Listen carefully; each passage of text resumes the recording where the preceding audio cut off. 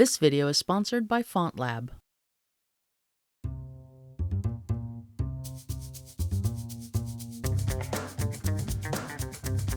You're set up, you're on stage, everything's visible on the screen. I'm ready. You ready? Yes, sir.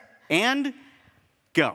Okay, I do a lot of books, and one of the things I love is the TOC, Table of Contents feature in books. How many of you have ever done books?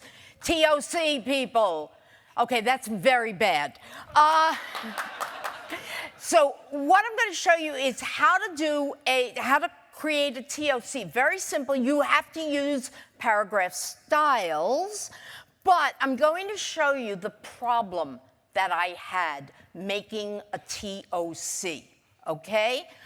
Here's the thing that I wanted. This is an electronic TOC, and what I wanted was each one of what is called my A heads listed with its page number. Okay, so what is an A head? Mommy, what is an A head? Ask your father. So an A head here is something like working with panels, okay? So that's an A head.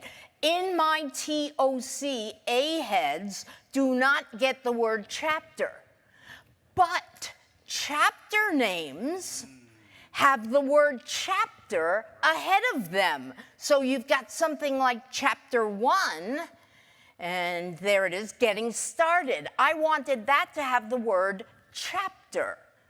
Okay, so I go running over to my TOC page, and I'm just going to open up the TOC that's there, Table of Contents.